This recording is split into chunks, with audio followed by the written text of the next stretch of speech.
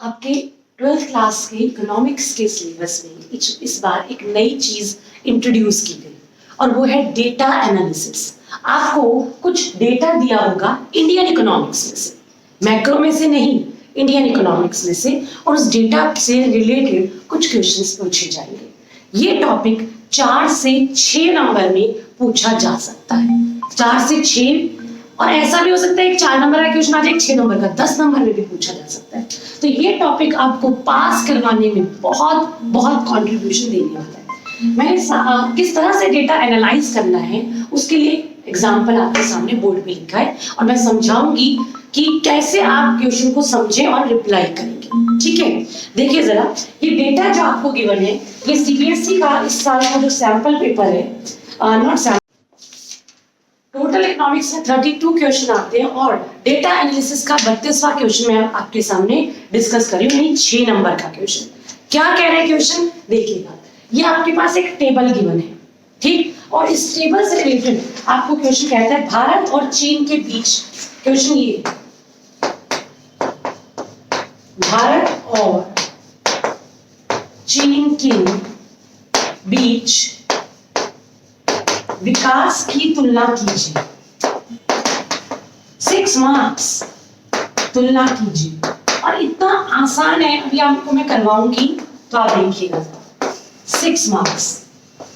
अगर मैं इसे इंग्लिश मीडियम में बोलूं तो this data is given and the question is differentiate between, not differentiate, compare between development of India and China, comparison between development of India and China. तो देखिएगा जरा, आपको दिया क्या है, पहले तो डेटा को समझते हैं जरा।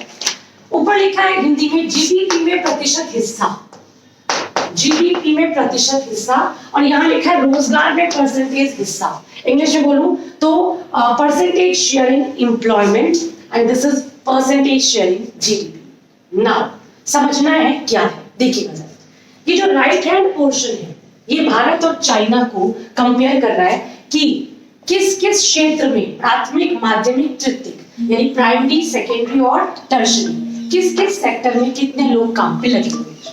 जैसे अगर मैं प्राथमिक यानी कृषि क्षेत्र की बात करूं तो इंडिया में 60% लोग कृषि में लगे। ये पुराना डेटा है बेटा, ठीक है, ऑथेंटिक मत मानिएगा अभी, क्योंकि अब कम हो गए हैं, अब लगभग 40 के करीब हो गए, पर अभी हाँ।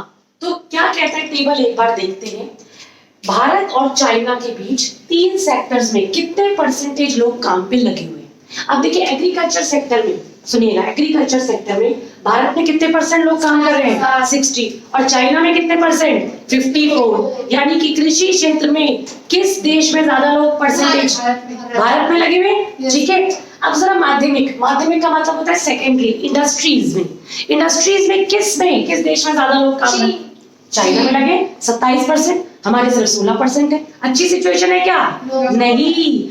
जिस देश में इंडस्ट्रियल सेक्टर में ज्यादा परसेंटेज लोग काम पे लगे होते हैं वो देश डेवलप करता है।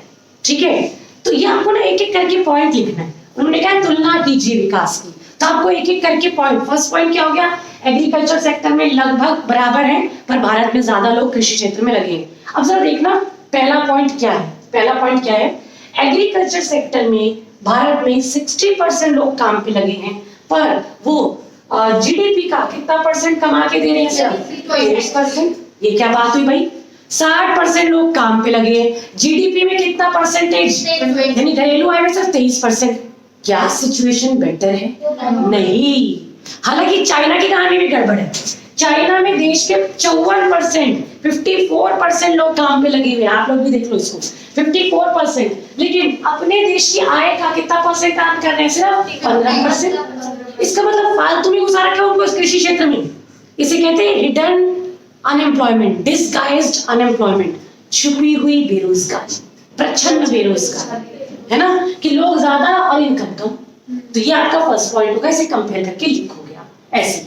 सेकेंड पॉइंट, आप बोलोगे कि जो माध्यमिक है यानी कि सेकेंडरी सेक्टर है, यानी कि जैसे आप कहते हो इंडस्ट्रीज, उसमें फैक्ट्रियां, उसमें हमारे देश के 16% लोग काम पे लगे और चाइना के 27। तो अपने आप से लिखोगे कि देखिए भारत के सिर्फ 16% काम पे लगे और चाइना के 27%, इसका मतलब वहां फैक्ट्रीज ज्यादा है, तभी तो देखिए देश आगे बढ़ रहा है। वहां घर घर घर में फैक्ट्रीज ओपन की हुई है उन्होंने, कोई प्रॉब्लम नहीं है। हर बच्चे को मशीनें चलानी आती हैं, सिखाई जाती हैं। 12वीं करके जब बच्चा पास होके निकलता है, कोई ना कोई स्किल आती है उसको, तो अपनी फैक्ट्री ओपन कर लेता है ना।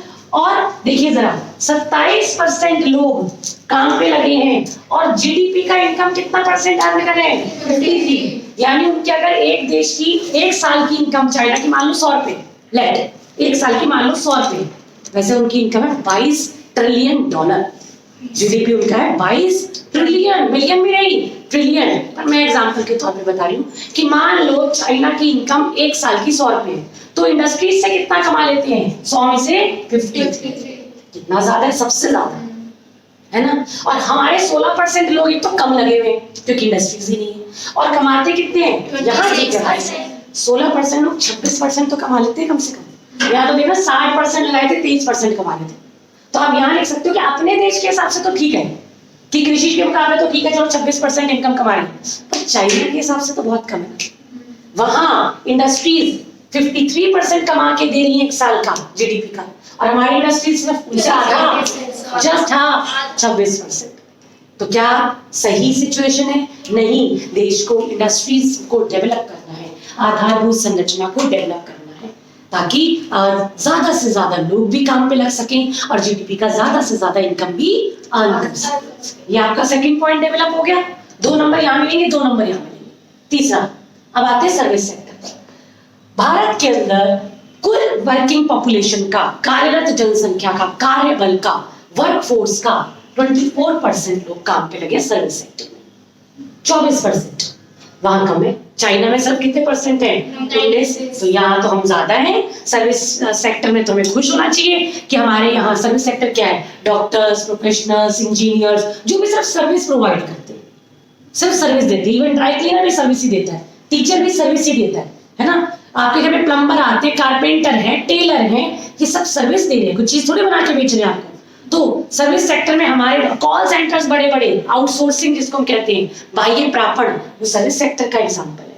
तो हमारे देश में सर्विस सेक्टर में 24% लोग लगे हुए, चाइना में लगे हैं 19%। तो हमारा देश सर्विस सेक्टर में चाइना के मुकाबले अच्छी प्रोग्रेस कर रहा है। ठीक है, अब हमारे देश के 24% लोग जीडीपी का 51% इनकम अर्न करके दे रहे हैं। वेरी गुड, ये तो क्लैप करने वाली बात है कि हमारे देश के 24% लोग जीडीपी का आधा। भाई अगर जीडीपी 100 है, आपकी घरेलू आय 100 है, तो 50 रुपए तो कहां से मिल रहे हैं? सर्विस सेक्टर से। तो ये बड़ी खुश होने वाली बात है। ठीक, और चाइना के 19% लोग 32% इनकम अर्न कर रहे हैं, हमसे तो कम ही है सर्विस सेक्टर में उनका योगदान। तो तीसरा पॉइंट ये हो गया। इसके अलावा कुछ दिमाग में आता है, आप तीनों पॉइंट्स में लिख सकते हो। 6 नंबर का क्वेश्चन है, आपने तुलना कर दी भारत और चाइना के विकास की, और कुछ नई चीज ऐड ऑन होती है तो आप वर्ड वहां डाल सकते हो। जैसे आप ये लिख सकते हो कि भारत को कृषि क्षेत्र में मशीनों का उपयोग करने की जरूरत है, या कृषि क्षेत्र के लोगों को दूसरे क्षेत्रों में जैसे कि इंडस्ट्री में, है ना, या सर्विस सेक्टर में आने की जरूरत है। ठीक, आप ये लिख सकते हो अपना जहां वो दिमाग चले। डेटा को एनालाइज करने के साथ साथ ऐसा करेंगे आप। Is that okay? तो इसका मतलब क्या हुआ? मैंने तो आज एक एग्जांपल दिया सिर्फ आपको। आप 6 से 10 नंबर अपने एग्जाम में ले सकते हो अगर आप डेटा को समझ जाओ, एनालाइज करना सीख जाओ। अब मैं सभी को एक चीज गाइड कर रही हूँ, जो घर पे बैठे हैं उनको भी और आप लोगों को। इंडियन इकोनॉमी में पीछे चैप्टर से शुरू करो, इंडिया, चाइना, भारत वाले से। हर एक में टेबल गिवन है, हर टेबल को पढ़ो, लिखो अपनी नोटबुक में और सोचो इस पर क्या क्वेश्चन बन सकता है। मैंने कल की क्लास में भी कुछ क्वेश्चंस बनवाए थे कि क्या क्वेश्चन बन सकता है। मैंने 3 सैंपल पेपर अभी तक दिए। स्कूल आओगे तो 10 करवा दूंगी, ये प्रॉमिस है मेरा। स्कूल आओगे तो 10 करवा दूंगी, घर बैठे रहोगे तो 3 ही करते रहना। ध्यान रखना इस बात। मैं जानबूझ के रिकॉर्ड कर रही हूँ ताकि जो घर बैठे उन्हें पता चल जाए कि मैडम क्या क्या करवाएंगी। ठीक, उसके अंदर हर पेपर में 2 क्वेश्चन तो होंगे, वो हम करते रहेंगे जब हम रिवीजन करेंगे। पर आज की डेट में हर चैप्टर में से टेबल पढ़ो, समझो ये क्या कह रहा है, कि एक्चुअल में टेबल कहना क्या चाहता है, और उस समझ लोगे ना तो एग्जाम में आराम से ऐसा लगेगा करा कराया टेबल है। आपकी बुक में से एक टेबल आ जाएगा, बस ऐसे क्वेश्चन पूछ लेंगे कुछ कुछ। Is that fine? This is data analysis. तो आज घर जाके सभी ने 12th बी ने कल बोला था कि हम करेंगे सारा इंडियन इकोनॉमी के लास्ट चैप्टर से पहले चैप्टर तक सारे टेबल कर डालने हैं। समझना। अब जहाँ समझ नहीं आता व्हाट्सएप कीजिए और मुझसे डिस्कस कीजिए। मैम हमेशा तुलना ही है। नहीं, हमेशा तुलना नहीं, अलग अलग क्वेश्चन आ सकते हैं। इसमें अलग पूछ सकते थे, इसमें ऐसे पूछ सकते थे कि बताओ कौन से क्षेत्र में भारत चाइना से आगे है, ये क्वेश्चन पूछते तो आप क्या आंसर देते? तृतीय क्षेत्र में, कि भारत में 24% लोग काम पे लगे, यहाँ 19। भारत अपनी जीडीपी का 51% अर्न कर रहा है, यहाँ पर 32%, है ना डिफरेंस? ठीक है, तो इस तरीके से डिफरेंट टाइप ऑफ क्वेश्चंस पूछे जा सकते हैं। ठीक, तो आज के लिए इतना ही। डेटा एनालिसिस कैसे किया जाता है मैं आगे की कुछ क्लासेस में भी कोशिश करूंगी आपको करवाऊं डेटा एनालिसिस और एक वीडियो रिकॉर्ड करूं। फाइन।